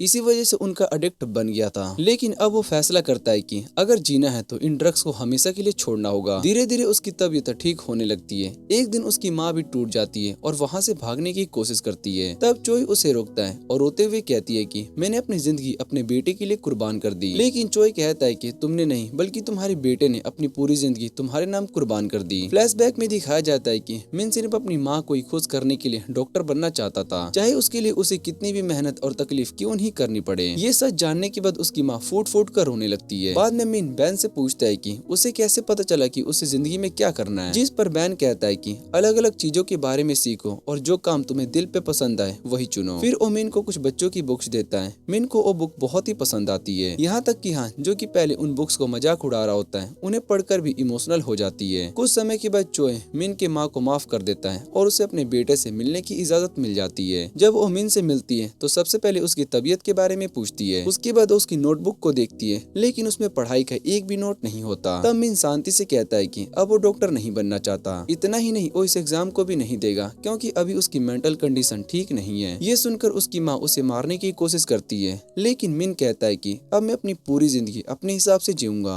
और अब वक्त आ गया है कि तुम भी अपनी जिंदगी जीना शुरू करो। कुछ दिनों के बाद मिनिस्टर एक नया रूल अनाउंस करता है, जो भी स्टूडेंट्स कंसर्नेशन ड्रग या किसी और भी इलीगल सब्सटेंस का यूज करेगा उसे एग्जाम देने की परमिशन नहीं मिलेगी। दूसरी तरफ चोई पुराने एविडेंस को चेक कर रहा होता है, तभी उसकी नजर 2 साल पहले मिली कुछ पिल्स पर पड़ती है। हैरानी की बात ये होती है कि वो पिल्स बिल्कुल वैसी थी जैसे उसके फियांसे की डायरी में बनी हुई थी। डायरी में एक नोट भी लिखा होता है कि क्या मैं कभी चो को माफ कर पाऊंगी। ये देखकर चोई को समझ में आ जाता है कि उसकी फियांसे का केस और ड्रग्स रॉकेट का कहीं न कहीं एक दूसरे से जुड़े हुए हैं। इसी बीच करप्ट पॉलिटिशियन चो को अच्छे बिहेवियर का बहाना बनाकर जेल से बहुत ही जल्दी निकलवा देता है। सबसे बड़ी हैरानी की बात ये होती है कि चो दोबारा स्कूल वापस आ जाता है। ये देखकर सभी पेरेंट्स गुस्से में आ जाते हैं और कहते हैं कि ऐसा लड़का हमारे बच्चों को साथ कैसे दे सकता है। ये देखकर सभी पेरेंट्स बहुत ही गुस्से में आ जाते हैं और कहते हैं कि ऐसा लड़का हमारे बच्चों के साथ कैसे पढ़ सकता है। हान भी इस बात से बहुत ही गुस्से में थी, लेकिन चोई सिर्फ चो से एक ही बात को कहता है कि इस बार एक नॉर्मल स्टूडेंट बनकर रहना। स्कूल में सभी स्टूडेंट्स उसका मजाक उड़ाते हैं और टीचर की मौत के लिए उसे दोषी ठहराते हैं, लेकिन चो किसी की बात का जवाब नहीं देता। कुछ ही दिन के बाद उसकी नजर सैन नाम के एक लड़के पर पड़ती है। वो देखते हैं कि कुछ स्टूडेंट्स हमेशा उसके आसपास ही रहते हैं। चो को ये सब बिल्कुल अजीब लगता है। बाद में प्रोटेक्शन ऑफिस जाकर ये बात को टीम को बताता है। हान उसका नाम सुनते ही गुस्से में उस पर हमला करने चली जाती है, लेकिन बाकी लोग उसे रोक लेते हैं। फिर चो बताता है कि सान को क्यू और उसका ग्रुप बुली कर रहा है। जब चोई क्लास टीचर से इस बारे में पूछता है तो कहती है कि उसने कभी कुछ गलत नोटिस नहीं किया। तब चोई अचानक से सान को उसके दोस्तों से अलग कर देता है। जैसे ही सान अलग होता है पूरे ग्रुप का इंटरनेट कनेक्शन ही बंद हो जाता है। ये देखकर चोई कहता है कि मतलब तुम ही इन सभी का वाईफाई हो। सान तुरंत इस बात से इनकार कर देता है, लेकिन चोई कहता है कि तुम हमेशा बीच में बैठते हो, सब लोग तुम्हारे आसपास ही रहते हैं, फोन सबसे पहले तुम ही निकालते हो और हमेशा इतना बड़ा पावर बैंक भी साथ रखते हो। चोई जेल से रिलीज होते ही एग्जाम हॉल में पहुंच गया होता है और चोल को रोक देता है। चोल एग्जाम कैंसिल करना चाहता था, लेकिन चोई ने सबके सामने उसकी और सुई की माँ की रिकॉर्डिंग चला दी। फिर उसने असली सच रिवील किया। एग्जाम पेपर बदला नहीं गया था, सिर्फ क्वेश्चन का ऑर्डर चेंज किया गया था। सुई ने सिर्फ लीक्ड आंसर ही रेड किए होते, इसलिए वो बुरी तरीके से फेल हो गई। इसी सिंपल ट्रिक से चोल का पेपर लीक स्कैम एक्सपोज हो गया और बैन की प्लानिंग सक्सेसफुल रही। दूसरी तरफ मिनिस्टर से पब्लिक हेयरिंग में पूछा गया होता है कि क्या प्रोटेक्शन ऑफिस सिर्फ पर्सनल रिवेंज के लिए बनाया गया था। मिनिस्टर ने बिना डरे जवाब दे दिया कि अगर इस रिवेंज से एजुकेशन सिस्टम बेटर होता है तो मुझे कोई दिक्कत नहीं है। उसके बाद उसने चयोल और टीचर्स के साथ मिले करप्ट पेरेंट्स की सारी करतूत सबके सामने रख दी। इतना ही नहीं, उस पॉलिटिशियन की पार्टी के लोग भी इस स्कैम में शामिल निकले, जिससे कि पूरा ग्रुप बेइज्जत हो गया। मिनिस्टर ने साफ कह दिया कि प्रोटेक्शन ऑफिस सिर्फ स्टूडेंट को नहीं, गलत टीचर्स को भी सजा देगा। टीचर का काम बच्चों को गाइड करना होता है, उनका फ्यूचर बर्बाद करना नहीं। इस केस के बाद पब्लिक का भरोसा ऑफिस पर वापस से आ गया। हयान भी टीम का शुक्रिया अदा करने के लिए आई। चोई ने उससे कहा कि अब सिर्फ अपने फ्यूचर पर फोकस करे। चयोल अरेस्ट हो गया होता है और चोई उसे यान के सामने ले आया ताकि उसे समझ में आए कि उसकी लालच ने कितनी जिंदगियां बर्बाद कर दी है। लेकिन टीम को आराम करने का मौका नहीं मिलता। अगले केस एक एलिमेंट्री स्कूल से आया होता है, जहाँ एक और शॉकिंग मिस्ट्री उनका इंतजार कर रही होती है। स्कूल वायलेंस हेयरिंग में सान की माँ ने उल्टा ची और उसकी माँ से माफी मांगी। सान चुपचाप आंसू बहाता रहा। तब चो उसके पास गया और बोला, रोना मत, चुप हो जाओ, जोर से रो सकते हो, मैं तुम्हारी बात मानता हूँ। पहली बार किसी ने उस पर यकीन किया और वहीं से उसका प्लान शुरू हुआ। अगले दिन हान ट्रांसफर स्टूडेंट बनकर क्लास में आ गया। अपनी फनी पर्सनैलिटी और ढेर सारे नेटफ्लिक्स गेम्स और ऐप अकाउंट्स दिखाकर उसने सबका ट्रस्ट जीत लिया। लड़कों ने बिना सोचे समझे अपने फोन उसके हवाले कर दिए। बस इस पल का बहन इंतजार कर रहा था। उसने सीक्रेटली उनके फोन को एक्सेस कर लिए। थोड़ी देर के बाद सबके फोन से अजीब अजीब मैसेज आने लगे, ऑनलाइन ऑर्डर्स होने लगे और फेक लिस्टिंग अपलोड हो गई। पूरी क्लास में हंगामा मच गया। गुस्से में ची सीधा हान के पास पहुंच गया और उस पर हमला करने की कोशिश की, लेकिन हान ने पहले ही उसे पंच मार दिया। जैसे ही ची ने चेयर उठाई, हान चिल्लाई, लगता है कि और स्कूल वायलेंस कमेटी का टाइम आ गया है। अगले दिन हियरिंग हुई। हान जानबूझकर इंजर्ड और बेचारी बनकर आई। ची हंसने लगा और बोला कि ये सब एक्टिंग है, लेकिन इस बार गेम उल्टा पड़ गया था। हान ने अपनी असली आइडेंटिटी रिवील कर दी। प्रोटेक्शन ऑफिस ने अनाउंस किया कि इन्वेस्टिगेशन कंप्लीट हो चुकी है। असली बुली सैन नहीं बल्कि ची था। ची ने सफाई दी कि उसने सैन को नहीं मारा। तब चोई ने उससे कहा कि तुमने उसे मारने से भी ज्यादा बुरा किया। फिजिकल वाउंड्स भर जाते हैं, लेकिन जो जख्म तुमने उसके दिल पर दिए वो दिखते नहीं है। ये सुनते ही सान की माँ टूट गई और अपने बेटे से माफी मांगी। दोनों ने टीम का दिल से शुक्रिया अदा किया। सब सेलिब्रेशन कर रहे थे, लेकिन तभी चो अपनी तारीफ उम्मीद लेकर आ गया। चोई ने उसकी बात को हंसी में उड़ा दिया और केस खत्म होते ही वो अपने फादर इन लॉ के साथ बैठकर ड्रिंक करने चला गया। उस तरह चोई अपने फादर इन लॉ के साथ रहा। दोनों उसकी फियांसे की यादों में टूट गए। बूढ़ा आदमी रोते हुए बताता है कि कैसे उसकी बेटी ने पहले उन दोनों की दुश्मनी दोस्ती में बदल दिया। ये सब याद करके चोई भी अपने आंसू नहीं रोक पाता। दूसरी तरफ ची गुस्से में चोई के पास पहुंच गया होता है। उसने चिल्लाते हुए कहा कि उसकी पूरी जिंदगी बर्बाद हो गई। तब पता चलता है कि सैन के खिलाफ कंप्लेंट करने का आइडिया भी चोई नहीं दिया था, ताकि ची खुद विक्टिम लगे। ची बोला, अब मेरी लाइफ खत्म हो गई है। चोई मुस्कुराकर बोला, ये तो मैं चाहता ही था, और इतना कहकर उसने चोई को चांटा दे मारा। कुछ देर के बाद चोई एक करप्ट पॉलिटिशियन से मिला और उसने ची की रिकॉर्डिंग दे दी, जिसमें वो प्रोटेक्शन ऑफिस को अपनी बर्बादी का जिम्मेदार बता रहा था। जल्दी खबर आई कि ची बिल्डिंग से गिरने के बाद कोमा में। पॉलिटिशियन समझ गए कि ची शुरू से ही उसे अपने गेम में चला रहा था। अब वो खुद भी उस जाल में फंस चुका होता है। मिनिस्टर जैसे ही हॉस्पिटल पहुंचता है, पॉलिटिशियन ने और रिकॉर्डिंग मीडिया लीक कर दी। प्रोटेक्शन ऑफिस एक बार फिर से बड़े कंट्रोवर्सी में फंस गया। इस बीच असली क्रिमिनल चो स्कूल के बाहर प्रोटेस्ट करने लगा और ऑफिस को बंद करने की डिमांड करने लगा। चोई उसके पास पहुंचा और उसे ड्रग्स वाली पिल्स दिखाकर उसे पूछा, ये तुम बनाते हो? चोई बिना डरे बोला, हाँ, पर तुम प्रूफ नहीं कर सकते। फिर एक दर्दनाक सच सामने आया। जब चो स्टूडेंट था, तब चोई की फियांसे उसके दिल से मदद करती थी। वो उसके घर पर जाती थी, उसके जख्मों का इलाज करती थी और बार बार उसे सही रास्ते पर लाने की कोशिश करती थी। लेकिन चो कभी भी नहीं बदला। आखिर में उसने समझ लिया कि स्कूल में ड्रग्स बेचकर वो आसानी से पैसा कमा सकता है, और वही उसके अंधेरे सफर की शुरुआत बन गई। असली वजह ये थी कि चोई स्कूल पढ़ना नहीं, ड्रग्स का बिजनेस फैलाने के लिए वापस आया था। शुरू में चोई उसके लौटने से खुश थी, लेकिन एक दिन उसके बैग में ड्रग्स की पिल्स मिल गई। चो हंसकर बोला, अगर उसने इतनी क्यूरियोसिटी ना दिखाई होती तो शायद से आज वो मेरी बीबी होती। ये सुनते ही चोई का गुस्सा फूट पड़ता है और उसने चो को जोर से पंच मार दिया। लेकिन इसके बाद सब उल्टा हो गया। प्रोटेक्शन ऑफिस को सस्पेंड कर दिया गया और स्कूल में एंट्री तक बैन हो गई। इस मौके का फायदा उठाकर चो ने अपना ड्रग नेटवर्क और बढ़ा दिया। सैन जैसे स्टूडेंट्स को डिलीवरी बॉय बना दिया गया। उन्हें लगता था कि वो सिर्फ स्नैक्स डिलीवर कर रहे हैं, जबकि बॉक्सेस में ड्रग्स होती थी। धीरे धीरे ये रॉकेट 17 स्कूल तक फैल गई। बच्चे पढ़ाई को छोड़कर पैसे कमाने के पीछे भागने लगे। एक दिन सैन को सच का पता चल गया। उसने सीक्रेटली चोई से मिलकर सब बताने का प्लान कर दिया, लेकिन चो ने उसे पकड़ लिया और मीटिंग कैंसिल करवा दी। ड्रग रॉकेट बिना किसी रुकावट के चलता रहा और इसी बीच जून को अपने स्कूल में कुछ गड़बड़ महसूस हुई। जब वो टीम के हेडक्वार्टर पहुंची तो पता चला कि सस्पेंशंस के बाद भी टीम चुपके से इन्वेस्टिगेशन कर रही है। एजुकेशनल मिनिस्टर ने देश भर के टीचर को मैसेज भेजकर प्रोटेक्शन ऑफिस का साथ देने को कहा था, क्योंकि कंसंट्रेशन ड्रग लगभग हर स्कूल में फैल चुकी होती है। थोड़ी देर में अलग अलग स्कूल के टीचर्स एविडेंस लेकर आ गए। टीम ने बताया कि वो लोग पहले ही चो पर नजर रखी हुई थी और उन सभी स्टूडेंट्स की मदद ले रही थी जिन्होंने उसे पहले बचाया था। इसके बाद मिनिस्टर ने प्रेस कॉन्फ्रेंस करके चो को पब्लिकली मेन सस्पेक्ट डिक्लेयर कर दिया। खबर मिलते ही चो अपना बचा हुआ स्टॉक लेकर फरार हो गया। जब टीम उसके हाइडआउट पर पहुंची तो वहां पर सब कुछ खाली था, सिर्फ एक लोकेटेड कैबिनेट बचा हुआ था। सब उसे खोलने ही वाले थे कि तभी चोई जोर से चिल्लाया, रुको, ये ट्रैप है। जैसे टीम ने कैबिनेट को खोला उसमें से ड्रग्स की पॉइजनस बैग्स निकल गई। हान ने तुरंत बैन को बचा लिया और खुद वो बैग को इनहेल कर ली। इसी बीच चोई ने देखा कि चो को अपने आदमियों के साथ भाग रहा होता है और उसके पीछे दौड़ पड़ा। ड्रग्स के नशे में हान चिल्लाई, मुझे पता है कि मैं उड़ सकती हूँ, और सीधा क्रिमिनल्स पर टूट पड़ी। लेकिन ड्रग्स की वजह से उसका बैलेंस बिगड़ गया और वो बुरी तरीके से पिट गई। तब पहली बार बैन ने हिम्मत दिखाई। अपने गैजेट के सहारे उसने फाइट की और सबको सरप्राइज कर दिया। बाद में जब वो हान को संभाल रहा था, हान ने अचानक उसको हक कर लिया और बैन की हालत भी खराब हो गई। उधर चोई ने चो को ढूंढ निकाला।